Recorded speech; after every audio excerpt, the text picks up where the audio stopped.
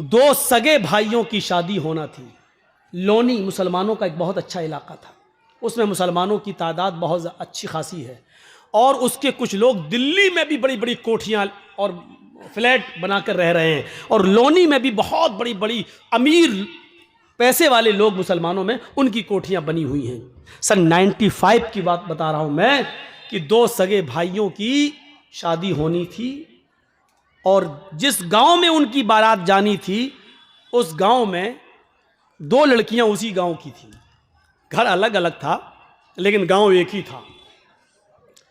इन दोनों लड़कों ने कहा, इन दोनों सगे भाइयों ने, चलिए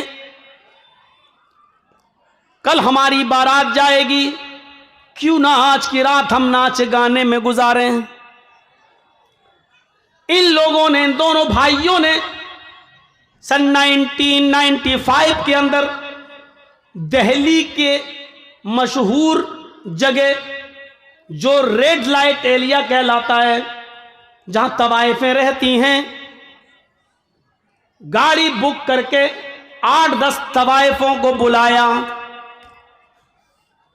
8-10 तवाइफें जब इस घर में आती हैं लोनी में, और फिर नाच और गाना चलता है। लड़के के यार दोस्त, लड़कों के यार दोस्त भी आए हुए हैं, और पूरी रात नाच चलता है, पूरी रात गाना चलता है। देखिए तो वो क्या हो गया है, ओ भैया चाय वाले, हमें तो लगा आग लग गई भाई। चाय वाला भी कमाने में लगा, जलसा सुन रहे हैं। बताइए सुनेंगे, जो चाय पी रहे होंगे वहां बैठ के सुनेंगे। फिल्म हॉल में तो पेशाब भी रोक के बैठ जाते हैं यहाँ बेचारे। अफसोस होता है या अल्लाह, मुझे सिर्फ बिहार बंगाल में कहना पड़ता है, कभी हैदराबाद में हमें कभी किसी को कुछ नहीं कहना पड़ा, महाराष्ट्र में कभी नहीं कहना पड़ा, कश्मीर में कभी नहीं कहना पड़ा, तमिलनाडु में कभी नहीं कहना पड़ा, पंजाब हरियाणा राजस्थान कभी किसी को नहीं कहना पड़ा। ये सब हमें यहाँ कहना पड़ता है, इन 2 में 3 में, बिहार बंगाल झारखंड, इनके अलावा कहीं नहीं किसी को डांटना पड़ता, ना फटकारना पड़ता। बहुत सिस्टम, मौलाना लोगों के लिए भी रास्ता अलग से, पब्लिक एक भी ना सेल्फी ले सकते, ना अलग से ले गए अलग से लाए, उनका अलग रास्ता, औरतों का रास्ता अलग, मर्दों का अलग, ना औरतें मर्दों में मिल पाएंगी ना मर्द औरतों में मिल पाएंगे। बड़ी अजीब सिस्टम होती है यहाँ तो, पता नहीं क्या सिस्टम है। वो चाय बेच रहा है, वो देखो वो उठ के भाग रहा है, देखिए अब उसको पेशाब लग रहा है। ये सूरत हाल होती है यहाँ पर, क्या किया जाए।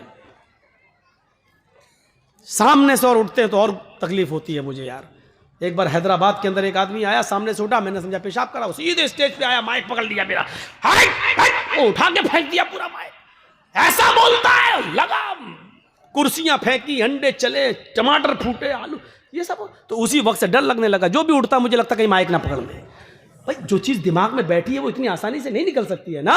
मैं भी इंसान हूं, तो मत उठा करो, उठना हो तो पीछे बैठा करो। अब ये देखो, ये देखो, हद हो गई। इन्ना लिल्लाहि व इन्ना इलैहि राजिऊन। फिर मिसाल देना पड़ती है कुत्ते की पूंछ वाली। 100 साल तक रखो सीधा करने के लिए पाइप में, 100 साल के बाद निकालो तो सीधी हो गई होगी, नहीं वो टेढ़ी ही निकलेगी। वही हाल होता है अल्लाह के बंदे। तो वो रात भर नाच चला, सुनो बड़ा जबरदस्त वाकया, रात भर नाच चला, रात भर गाना चला, और इतनी रात चला कि पूरी सुबह सादिक हो गई और मुअज्जिन ने अजान की आवाज दे दी, अल्लाहु अकबर अल्लाहु अकबर। तवाइफों के अंदर इतना एहतराम था कि जैसी अजान की आवाज आने लगती है, मस्जिद के अंदर से तवाइफों ने नाचो गाना छोड़ दिया, वो रुक गई। लेकिन इन दोनों लड़कों ने, जिनके सर पर आज सेहरा बंधेगा, इन दोनों लड़कों ने उन तवाइफों से पूछा, ये पायलों की छनकार क्यों रुक गई है, ये नाच न क्यों बंद हो गया है।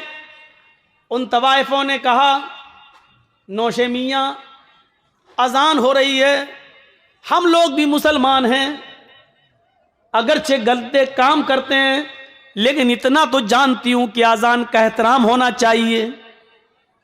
ये अजान हो रही है, अजान हो जाने दीजिए, उसके बाद हम अपना काम शुरू कर देंगे।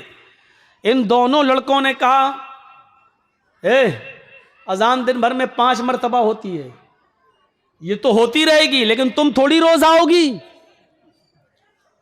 चलो तुम अपने गाना गाना और नाचना शुरू करो।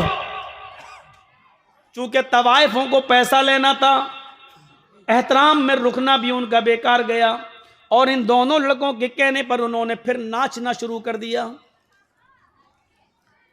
सर्दियों के दिन थे, तवाइफों को तो नाचते नाचते पसीना आ गया। सुबह 7 बजे तक ये नाच गाना चला। अब उन तवाइफों को पैसे वैसे दे दिए गए और उनसे कहा गया चलो। उन तवाइफों ने कहा कि हम अकेले नहीं आए थे, अकेले जाएंगे भी नहीं, क्योंकि हम तवाइफों पर कभी भी और कहीं पर भी हमला हो सकता है, हर आदमी हमें पूरी नजर से देखता है। इन दोनों लड़कों ने एक गाड़ी ली और कहा कि तुम्हारी गाड़ी नहीं तवाइफों की आगे चलेगी, चलो गाजियाबाद से दिल्ली है ही कितना दूर, तुम्हें छोड़ के आते हैं। आज शाम को 4 बजे हम दोनों की बारात जाएगी, हम वहां से आ जाते हैं तुम्हें छोड़कर। तवाइफों की गाड़ी आगे आगे चल रही थी, इन दोनों भाइयों की गाड़ी पीछे पीछे चल रही थी। इन दोनों भाइयों की गाड़ी पीछे पीछे चल रही थी।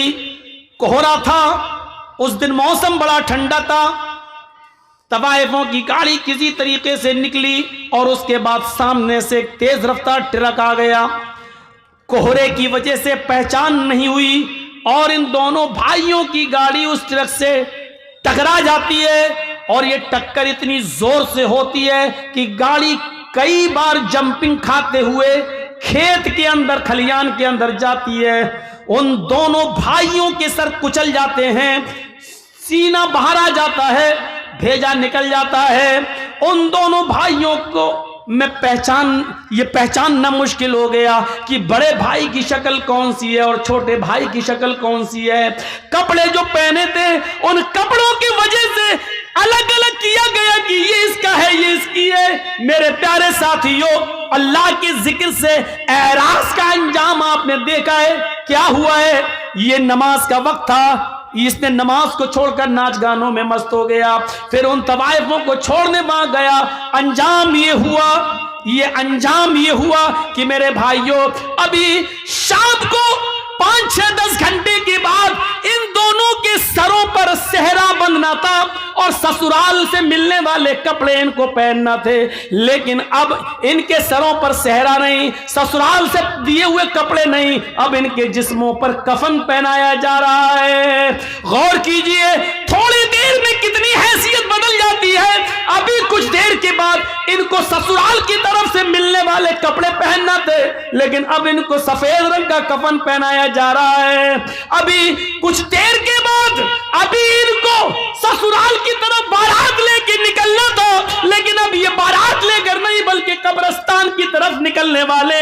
अभी इनका सफर एक लड़की के गांव में होने वाला था, अब इनका सफर कब्रिस्तान की तरफ हो गया है। गौर कीजिए, अल्लाह के जिक्र से एरास का नतीजा क्या निकलता है। मेरे भाइयों, अभी इनको ससुराल जाना था, लेकिन कब्रिस्तान पहुंचाया जा रहा है, कपड़े पहनाते कफन पहनाया जा रहा है। जिस मौलवी को अभी इनको ससुराल में बारात की जगह पर बैठकर या अय्युहल्लज़ीना आमनू तक़ुल्लाह हक़्क़ तुक़ातिह कुरान की आयतें पढ़कर इनका निकाह कराना था, आज उस मौलवी को अल्लाहुम्मा अग़फ़िर लिहय्यिना व मय्यतिना व शाहिदिना व गायबिना व सग़ीरिना व कबीरिना पढ़ना पड़ रहा है। अल्लाह के जिक्र से एरास का नतीजा ये निकलता है। मेरे भाइयों, इसी को कुरान कहता है वमन अअरज़ा अन ज़िक्री फ़इन्ना लहू मईशतन ज़न्का। अगर तुम अल्लाह के जिक्र से एरास करोगे, मुंह फेरोगे। इन दोनों बच्चों ने नमाज का इनकार नहीं किया था, नहीं नमाज नहीं पढ़ना चाहिए, नहीं, सिर्फ मुंह मोड़ा था। चलो, अरे अजान तो होती रहती है, वो अपना काम कर रहा है, तुम अपना काम करो। इनको अजान के बाद नमाज पढ़ने जाना चाहिए था, नहीं गए।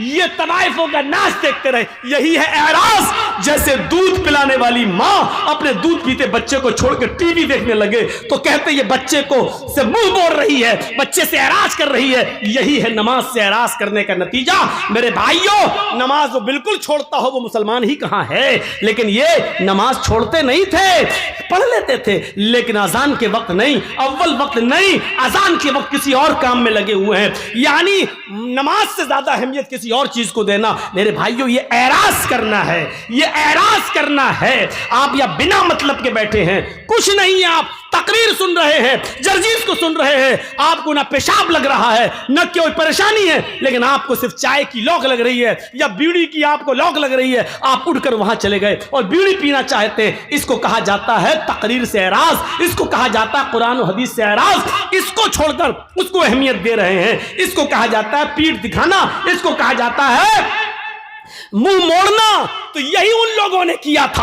आप तकरीर सुनने आए हैं, मुंह नहीं मोड़ रहे हैं, लेकिन बीड़ी की लौक लग रही है, पीछे चले गए, बीड़ी पीने लगे। आप आए तो थे सुनने, लेकिन बीड़ी की लौक ने आपको तकरीर नहीं, पीछे ले गया। इसका मतलब यह है कि आपकी नजर में बीड़ी की अहमियत ज्यादा है, कुरान और हदीस की कम है। इसीलिए इसी तरह मेरे भाइयों, अजान हो रही है और आप खेत जोत रहे हैं, अजान हो रही है और आप कपड़ा सिल रहे हैं, अजान हो रही है आप कैरम बोर्ड खेल रहे हैं, अजान हो रही है आप इंडिया पाकिस्तान, इंडिया ऑस्ट्रेलिया का मैच देख रहे हैं और जमात जा रही है। इसी को कहते हैं नमाज से मुंह मोड़ना, इसी को कहते हैं नमाज से एराज करना।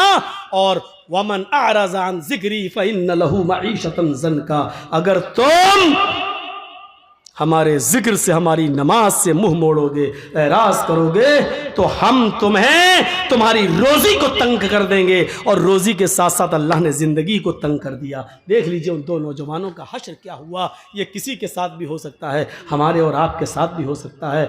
मेरे भाइयों, आप कितने भी अच्छे काम कर लें, लेकिन इतना याद रखिएगा, आखिरी वक्त में काम अच्छा होना चाहिए। आखिरी वक्त में काम अच्छा होना चाहिए। क्या आपको मालूम नहीं?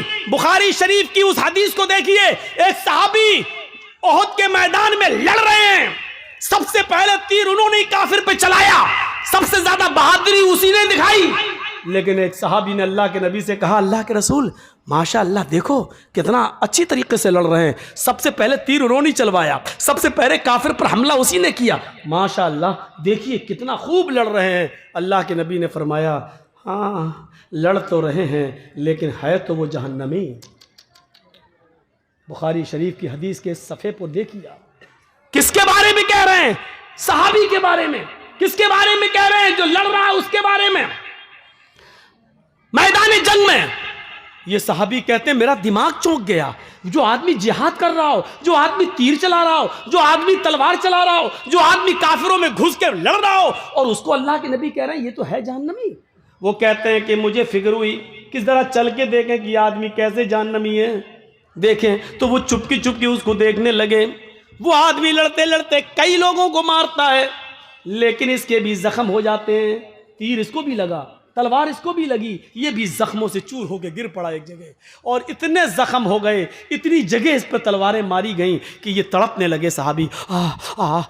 जब उन्होंने देखा कि तड़प बर्दाश्त से बाहर है, तकलीफ बर्दाश्त नहीं कर सके, दूसरा सहाबी देख रहा है कि देखें क्या होता है। ये जमीन पर पड़े हैं, जख्मों की तकलीफ बर्दाश्त नहीं कर पा रहे हैं। ये उठते हैं और तलवार लेकर जमीन पर गाड़ते हैं, तलवार लेकर जमीन पर गाड़ते हैं, और अपना ये सीने का ये बीच वाला हिस्सा जो होता है, ये पिछली, दोनों पिछलियों के दरमियान, इस पर तलवार की नोक को इस पर रखते हैं और पूरा वजन उसके ऊपर डालकर उसके ऊपर चढ़ जाते हैं, और तलवार यहाँ से घुसती और यहाँ से निकलती है, और ये इंतकाल, मर गए। शहीद तो नहीं कहेंगे क्योंकि इनका जो इंतकाल हुआ, ये तलवार जो घोंपी उधर चली गई, तो ये सहाबी दौड़, वो मर गए। अल्लाह के नबी के पास जो देख रहा था सहाबी, वो आए और आकर कहा, अशहदु अन्नका अशहदु अन्ना मुहम्मद अशहदु अल्ला इलाहा इल्लल्लाह व अशहदु अन्ना मुहम्मदन अब्दुहु व रसूलुहु। आपने कहा तुम तो पहले ही से मुसलमान हो, आज ये कलमा पढ़ने की क्या ज़रूरत? कहा अल्लाह के रसूल अभी कुछ देर पहले मैंने आपसे कहा था एक सहाबी लड़ रहे हैं,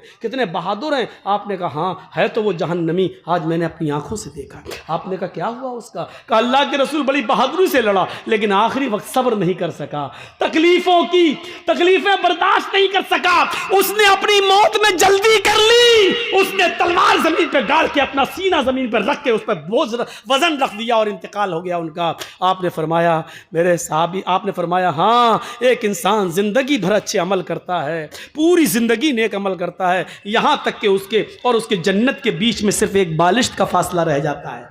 एक बालिश यानी इतना अमल और कर ले कि वो जन्नत में चला जाए, लेकिन वहीं से अल्लाह उसको बदल देता है और जहन्नम जैसे अमाल करवाता है। मेरे भाइयों गौर करो, उस सहाबी ने कभी नमाज नहीं छोड़ी, उस सहाबी ने कभी रोजा नहीं छोड़ा, उस सहाबी ने कभी और कोई जंग नहीं छोड़ी, उस सहाबी ने कुछ नहीं, हमेशा नमाज, तहज्जुद की पाबंदी, सब कुछ। लेकिन जहन्नम में क्यों जा रहे हैं? क्योंकि उन्होंने खुदकुशी कर ली जो हराम है, खुदकुशी कर ली जो हराम है। अगर तुम्हें तकलीफ हुई थी तो उस पर सब्र करते, अल्लाह रब्बुल आलमीन इस तकलीफ को तुम्हारे गुनाहों का कफारा बनाता और सब्र करते तो अल्लाह तुम्हें जन्नत देता। लेकिन उन्होंने मौत में जल्दी कर ली, तकलीफ बर्दाश्त नहीं हो सकी और इंतकाल। अल्लाह के नबी ने कहा वो जहन्नम के अंदर जाएंगे।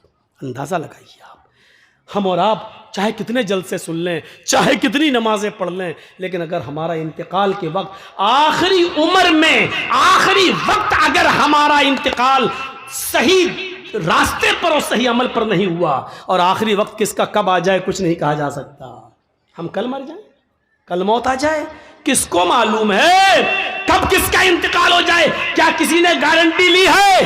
हजरत अब्दुल्ला इब्ने उमर फरमाते हैं कि अल्लाह के नबी ने मेरा कांधा पकड़ा, ये कांधा, अखज़ बिमन कबिय्य फक़ाल या अब्दुल्लाह कुन फि दुनिया का अन्नका गरीब औ आबिरु सबील इज़ा अमसैता फला तंतज़िर सबाह व इज़ा अस्बहता फला तंतज़िर मसा। आए अब्दुल्ला, इस दुनिया में मुसाफिर की तरह रहो। जब बिस्तर पे सोने जाओ, जब रात में बिस्तर पे सोने जाओ तो सुबह यह मत सोचना कि हम जिंदा उठेंगे, और जब सुबह उठो तो यह मत सोचना कि शाम को तुम जिंदा रहोगे, और शाम का इंतजार करो, पता नहीं सुबह या शाम तक तुम मुर्दों में लिख के जाओ या जिंदों में लिख के जाओ, क्या मालूम।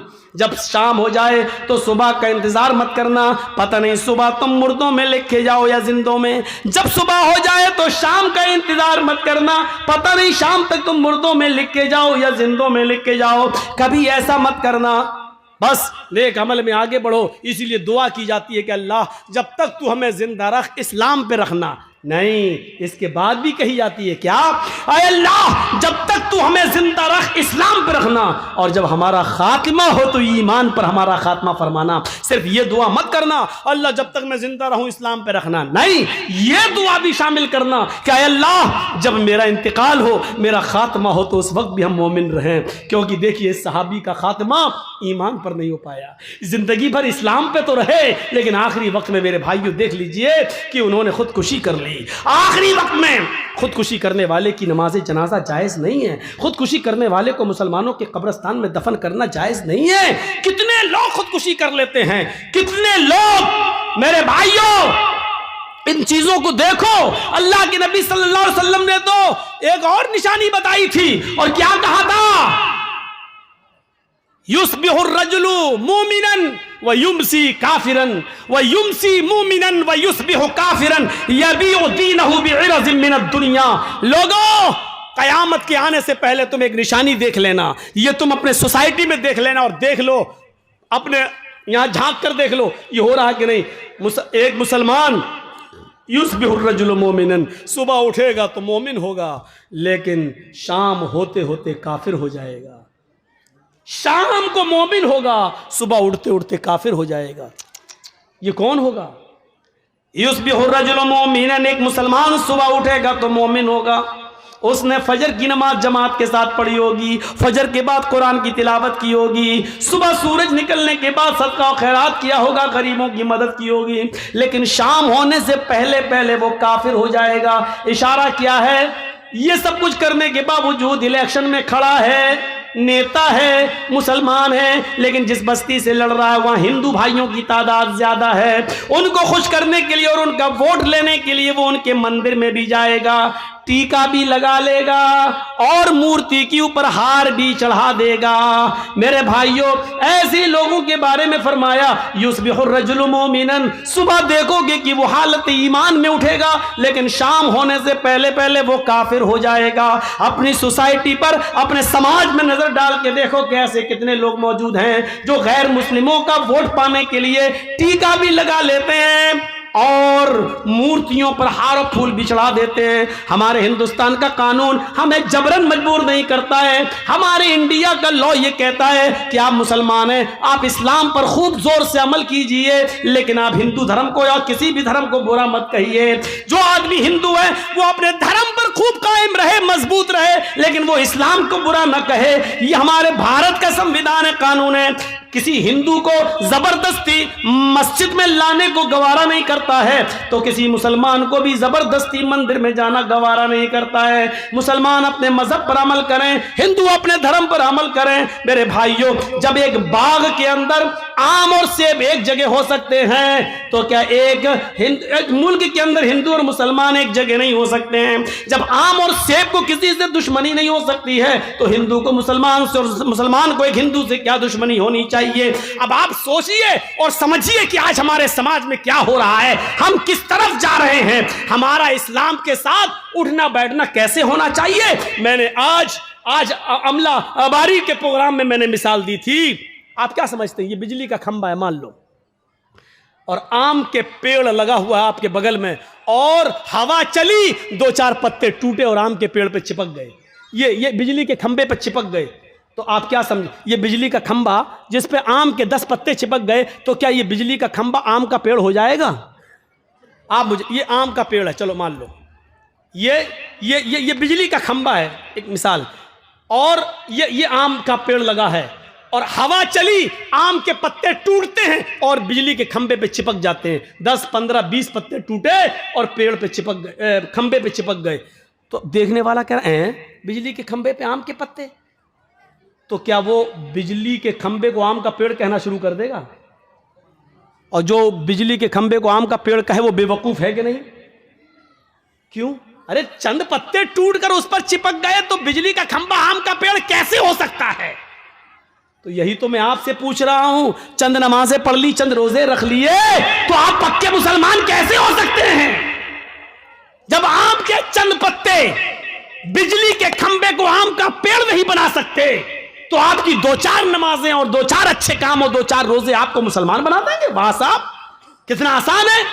जिस तरीके से आम के पेड़ पर टूटकर बिजली के खंभे पर चिपके हुए पत्तों से बिजली का खंभा आम का पेड़ नहीं बन सकता, और जो उसको आम का पेड़ कहेगा वो पागल है, उसी तरीके से 2-4 नमाजें और 2-4 रोजे रखने के बाद कोई आदमी किसी को मुसलमान समझता तो वो भी पागल है। अब आम का पेड़ किसको कहोगे? जो अपनी जड़ से भी आम हो, जो अपने तने से भी आम हो, जो अपनी शाखाओं से भी आम हो, जो अपने पत्तों से भी आम हो, और जो अपने फल से भी आम हो, उसको आप कहेंगे क्या? आम का पेड़। तो हम मुसलमान उसी को कहेंगे जो जड़ से, जिसके अंदर इस्लाम घुसा हो, उसके तना भी इस्लामी हो, उसके पत्ते भी, उसका उठना बैठना, लेटना, सोना, जागना, खाना पीना, सब, शादी, नमाज, रोजे, सब कुछ इस्लामी हो। क्या हमारी शादियां इस्लामी हो रही हैं? शादी करके देखिए, जिस बस में लड़के बैठे हैं बारात में जाने के लिए, उसी बस में लड़कियां भी बैठी हैं और ही हा हा हो रही है, लिपस्टिक लगा के घुसी जा रही हैं, लग रहा है जैसे अपने आदमी का खून पी के आई हूं। देख लीजिए आप, नंगा नाच बारात में नाचा जाता है, और उसी बारात के अंदर लड़के और लड़की की, दूल्हा और दुल्हन की पूरी वीडियो बनाई जाती है। वीडियो। मेरे भाइयों, हम अपने मुआशरे पर जरा गौर करके देखें, कौन सी चीज इस्लामी है। जब हमारी ये चीज इस्लामी नहीं है तो हम मुसलमान कैसे बिजली के खंबे को आम के चंद पत्ते, आम का पेड़ नहीं बना सकते? हमारी 2-4 वक्त की नमाजें हमें मुसलमान नहीं बना सकती हैं। आम का पेड़ तभी होगा जब वो अपनी जड़ में आम हो, अपने पत्तों में आम हो, अपने फल में आम हो। आप अपने जड़ से मुसलमान हो, आपका उठना बैठना, सोना जागना, खाना पीना, शादी ब्याह सब इस्लामी हो, तब आप मुसलमान कहलाए जाएंगे। इस्लाम के साथ हमारा मामला कैसा होना चाहिए? ये पानी का एक गिलास है हमारे हाथ में, इसमें पत्थर डाल दो। पानी का गिलास भरा है, एक पत्थर डाल दिया, 2 दिन के बाद आप देखेंगे पत्थर भी दिख रहा और पानी भी दिख रहा है। इसका मतलब क्या है? पानी ने पत्थर को कबूल नहीं किया और पत्थर ने पानी को कबूल नहीं किया। 2 दिन के बाद जर्जीस ने पत्थर निकाला और बाहर फेंक दिया, यानी पानी में 2 दिन पत्थर पड़ा रहा, लेकिन जब चाहा तब हमने पत्थर को निकाल के बाहर फेंक दिया। इसका मतलब क्या है कि पानी पत्थर को कबूल नहीं कर रहा है और पत्थर पानी को कबूल नहीं कर रहा है। हमारा और आपका मामला इस्लाम के साथ ऐसा नहीं होना चाहिए कि जब चाहो इस्लाम हमारे अंदर से निकाल दो और जब चाहो इस्लाम से हमें निकाल दो, ऐसा नहीं होना चाहिए। जर्जीस साहब के हाथ में पानी का गिलास है, जलेबी बनती है ना, जलेबी उसमें रंग डलता है ना, कलर। जर्जीस साहब ने रेड कलर, खाने वाला लाल कलर पानी में डाल दिया। अब आप देख लीजिए, पानी थोड़ी देर में 1 मिनट के अंदर लाल रंग का हो गया। पीला रंग डाल दिया, पीला रंग का हो गया। अब आप पानी से रंग को अलग करिए, नहीं होगा। हो जाएगा? पानी में रंग घुल गया, अब आप रंग को पानी से अलग कर देंगे? नहीं कर पाएंगे। और पानी से रंग को अलग कर देंगे? नहीं कर पाएंगे। यानी पानी ने रंग को एक्सेप्ट कर लिया और रंग ने पानी को अपने रंग में रंग लिया। अब कितनी भी कोशिश करो, ना पानी रंग को छोड़ेगा, ना रंग पानी से अलग होगा, क्योंकि दोनों ने एक दूसरे को पक्के तरीके से चिपका लिया है। अब पानी रंग से दूर नहीं और रंग पानी से दूर नहीं। हमारा इस्लाम के साथ यह व्यवहार होना चाहिए। इस्लाम हमारी जिंदगी में ऐसे घुल जाए कि हमें इस्लाम से दूर किया जाए तो ना हो सके, और इस्लाम को हमसे दूर किया जाए तो इस्लाम हमसे दूर ना हो। ऐसे बहरूपियों की तरह नहीं जो किसी मंदिर में जाकर धर्म चेंज कर लें। ये पानी और पत्थर के थे, जब चार निकाल के फेंक दिया। हम आपसे गुजारिश करते हैं कि आप इस्लाम को रंग की तरह अपनी जिंदगी में घोलिए। जब ये इस्लाम रंग की तरह आपकी जिंदगी में घुलेगा तो ना इस्लाम आपसे अलग होगा, ना आप इस्लाम से अलग होंगे। और देख लो, हजरत बिलाल को जब चारों तरफ से घेर लिया, गरम रेत पे लिटा दिया, भारी पत्थर उनके सीने पे रख दिया और कहा इस्लाम छोड़ो, तो उन्होंने क्या कहा? अल्लाहु अहद अहद अहद, अल्लाह एक है, एक है, एक है, मैं कैसे छोड़ दूं? वो इस्लाम मेरी सांसों में घुल गया है। जैसे पानी से रंग अलग नहीं हो सकता, पानी को फेंका जा सकता है, पानी को बिटाया जा सकता है, लेकिन रंग को अलग नहीं किया जा सकता। ऐसी बिलाल से रूह निकाली जा सकती है, लेकिन इस्लाम को नहीं निकाला जा सकता। मेरे भाइयों, ये मिसाल पेश की। सुमैया को उनकी शर्मगाह में नेजा दाखिल कर दिया गया। शर्मगाह में नेजा, कह रही है सब्बित कदमी अला दीनिक, मेरे दीन को बचा लेना अल्लाह। ये नहीं कह रही मेरी जान बचा लेना अल्लाह, ये मुझे बहुत सता रहा है, बड़ी तकलीफ दे रहा है, इसकी दी हुई तकलीफ से कहीं मैं इस्लाम दीन न छोड़ बैठूं। अय अल्लाह, मेरे दीन की हिफाजत करना। फिर सुमैया की जान ले ली गई। 2 ऊंट मंगाकर 2 पैर बांध दिए गए, एक का पैर पूरब की तरफ चेहरा और दूसरे ऊंट का चेहरा पश्चिम की तरफ किया। कहा सुमैया, इन कोड़े को मारने जा रहा हूं, ये ऊंट भागेंगे, तू चिर जाएगी, बीच से तेरे 2 टुकड़े हो जाएंगे। कहने लगी गवारा है, लेकिन इस्लाम छोड़ना गवारा नहीं है। फिर चीर दी गई और ऊंट भगा दिए गए। सुमैया के जिस्म के 2 टुकड़े हो गए, यानी सुमैया की रूह जरूर निकल गई, लेकिन सुमैया के दिल से इस्लाम नहीं निकला। हमारा और आपका ताल्लुक इस्लाम के साथ इसी तरीके से होना चाहिए। मेरे भाइयों, मुझे बोलते हुए 2 घंटे हो चुके हैं। मैं आपसे रुखसत होते होते इतना कहूँगा, आपसे मुझे अभी लंबा सफ़र करना है और मुझे पटना, और पटना से हमारी फ़्लाइट है, और पटना से हमारी फ़्लाइट है, फिर हमें दूसरे स्टेट की तरफ रवाना होना है। मेरे भाइयों, हम अल्लाह से दुआ करते हैं और दुआ से पहले एक गुजारिश कर देते हैं आपसे कि मैं आपसे रुखसत होता हूँ। 5 मिनट का मैं टाइम आपको स्टेज पे दूंगा। इदारे को जितना चंदा होना चाहिए था नहीं हो सकता।